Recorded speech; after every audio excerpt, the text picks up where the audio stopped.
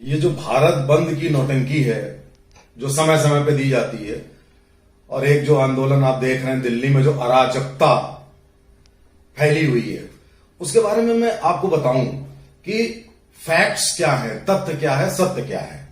अब ये प्रॉब्लम चल रही है एक एग्रो बिल के ऊपर जो मोदी सरकार अभी 2-3 महीने पहले लाई, और ये कि बहुत बड़ा रिफॉर्म था। तो पहले मेरे ख्याल से सरकार को भी और हम लोगों को ये कर्तव्य बनता है कि हम आपको बताएं कि एक्चुअली में फैक्ट है क्या।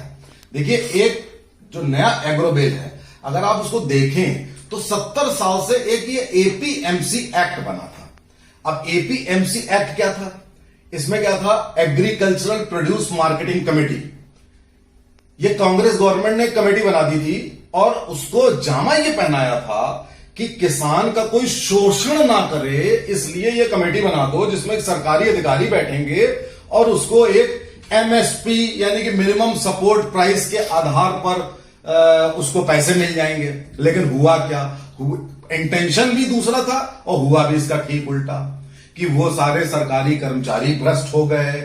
उसमें जो रजिस्टर होते थे और जो किसान जाता था तो किसान इसी एपीएमसी के अंडर ही अपना प्रोडक्ट बेच सकता था, अदरवाइज वो बेच ही नहीं सकता था। और एमएसपी यानी कि मिनिमम सपोर्ट प्राइस क्या थी? उसको सीएसीपी इसके बारे में लोग नहीं जानते हैं। ये committee for agricultural cost and price, ये कमेटी होती है जो 27 प्रोडक्ट्स के दाम निर्धारित करती है। इसमें कैश क्रॉप होती है जैसे कि गन्ना, इसमें ग्रेन्स होते हैं जैसे कि गेहूं है, चावल है, इसमें ऑयल जैसे कि सरसों आदि, ये सब शामिल है। 27 प्रोडक्ट्स की एमएसपी निर्धारित करती है ये सीएसीपी कमेटी। अब इस कमेटी के एमएसपी के आधार पर एपीएमसी में जो ट्रेडर्स होते हैं प्राइवेट, इसमें भी प्राइवेट हो सकते हैं, तो वो रजिस्टर होते हैं। और एफसीआई ये गवर्नमेंट की एजेंसी है, कुछ स्टेट एजेंसी हैं, वो सब अनाज प्रोक्योर करती हैं, लेती हैं। यानी कि एफसीआई डायरेक्टली एपीएमसी में किसान से ले सकती है, स्टेट एजेंसी ले सकती है, और एपीएमसी में जो लोग रजिस्टर्ड हैं प्राइवेट वो भी ले सकते हैं। इस तरह से सारा अनाज और ये क्रॉप्स बिकती हैं इन कमेटीज में। इसमें क्या होता है? किसान का भयंकर शोषण होता है। सारे ये मिडिल मैन होते हैं, ब्रोकर होते हैं, जाने कौन कौन होते हैं, सब ये चूस डालते हैं किसानों को, बैठे बैठे चूस डालते हैं। वो बेचारा अपनी मेहनत की कमाई लेके आता है और ये सब एक एक करके दर्जनों सैकड़ों लोग होते हैं, ये सब खा डालते हैं। अब आप देखिए, मोदी सरकार ने क्या किया? ये बिल बनाया, कहा कि भैया ये सब रहेगा, जो किसान कुछ नहीं कर रहा है वो चाहता है कि इसी के थ्रू ये रहेगा। साथ में कुछ और गेट्स खोल दिए कि भाई कॉन्ट्रैक्ट फार्मिंग आप कर सकते हैं।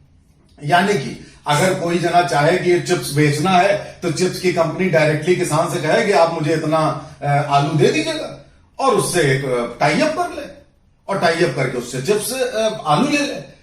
कोई बुराई नहीं है इसमें। तो इसमें किसान को एंटरप्रेन्योर बनाने के लिए यह कहा गया कि तो आप कॉन्ट्रैक्ट फार्मिंग कर सकते हैं, आप डायरेक्टली अपना प्रोडक्ट बेच सकते हैं, प्रोड्यूस बेच सकते हैं, आप ऑनलाइन अपना प्रोड्यूस बेच सकते हैं, सब कुछ आप कर सकते हैं। यानी, और यह भी कह दिया वो सब भी रहेगा।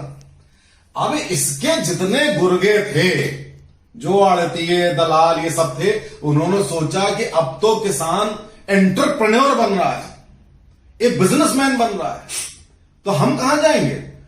वो जो अरबों खरबों रुपया कमाते हैं, आपको मालूम नहीं है। मेरे मोहल्ले में रहते हैं लोग ऐसे जो ये मिडिल मैन का काम करते हैं, इतने अमीर हैं घर बैठे कि आप कल्पना नहीं कर सकते, और वो किसान बेचारा गरीब है। तो अब ये बिल बना ताकि ये बीच के मिडिल मैन का ये सिस्टम खत्म हो जाए, और जो चाहता है वो उसमें रहेगा, कोई दिक्कत नहीं। अब इन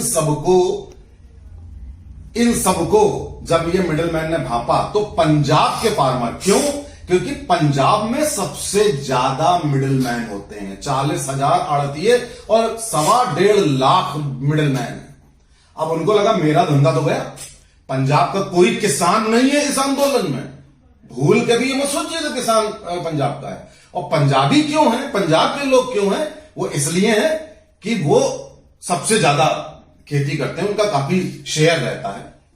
अब क्या किया कि टुकड़े गैंग ने पंजाब के दलालों को पकड़ा कि तुम नाम लो किसानों का, मदद करेंगे हम, फंडिंग करेंगे खालिस्तानी कनाडा के लोग, आईएसआई के लोग, पीएफआई के लोग, कांग्रेस, आम आदमी पार्टी, ये सब लॉजिस्टिक सपोर्ट देंगे ताकि मोदी गवर्नमेंट को अनसेटल करो।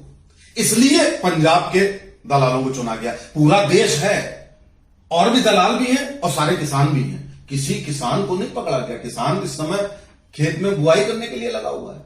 तो अब आपने ये देखा कि ये षड्यंत्र पूरा रच गया है। और वो क्या चाहते हैं कि बंद हो, हिंसा हो, ताकि सरकार लाठीचार्ज करे, गोली चलाए, हम सरकार को इंटरनेशनल उसमें बदनाम करेंगे किसानों के ऊपर।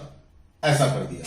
तो मेरे हिसाब से तो सरकार को व्हाइट पेपर भी लाना चाहिए था इसके ऊपर। और भारतीय किसान संघ है, बहुत सारी किसान यूनियन है, उनको आगे आना चाहिए था कि भाई साहब ये गलत हो रहा है। हम किसानों को सशक्त बनाने के लिए, बिजनेस कम्युनिटी बनाने के लिए, एंटरप्रेन्योर बनाने के लिए ये बिल लाया गया है। और लोगों को बताया जा रहा है ये इमोशन कि अरे किसान है, बेचारा है, ये वो। अरे बेचारे ये नहीं, ये मिडल मैन है। अब इनको लग रहा है कि इनकी रोजी रोटी गई, इनकी जो हराम की कमाई थी ये गई। और इसमें कई उद्देश्य शामिल कर लिए गए। सब लोग एक साथ आ गए, वही शाहीन बाग वाले, कि यार किस तरीके से देश विरोधी एजेंडा भी चला दो, खालिस्तानी। अरे खालिस्तानी एजेंडा चला रहे हो, इनसे आप पूछो कनाडियन खालिस्तानी एजेंडे वालों से कि पाकिस्तान का पंजाब क्यों नहीं लेते भाई। कश्मीर वालों से भी पूछना चाहिए कि पाकिस्तान वाला कश्मीर लीजिए। तो आप ये हिंदुस्तान के पंजाब से आपको क्या मतलब है? खालिस्तानियों से पूछना चाहिए। और दिल्ली में आके अराजकता फैला के क्या कर लेंगे? सरकार बहुत बढ़िया कर रही है कि सॉफ्ट पेडलिंग कर रही है, ताकि इनसे बातचीत का मार्ग भी खोले रखो, इनके एफर्ट्स को धीरे धीरे थकाओ इनको। इस तरह से काम नहीं चलेगा। हमारा, आपका, सबका ये कर्तव्य है कि गांव गांव में लोगों को बताएं, सोशल मीडिया पर बताएं किसानों को। और किसानों को ठीक से हो सकता है ना मालूम, उनको बताएं कि भैया ये तुम्हारे लिए तो ये इसके बाद 5 साल के बाद तुम्हारी तो चांदी ही चांदी है, और यहां क्या हो रहा है। तो इस गलत फहमी को दूर करना हमारा, आपका कर्तव्य है कि देश हित में भारत को अस्थिर नहीं बनाना है, टुकड़े टुकड़े गैंग की साजिश कामयाब नहीं होने देनी है।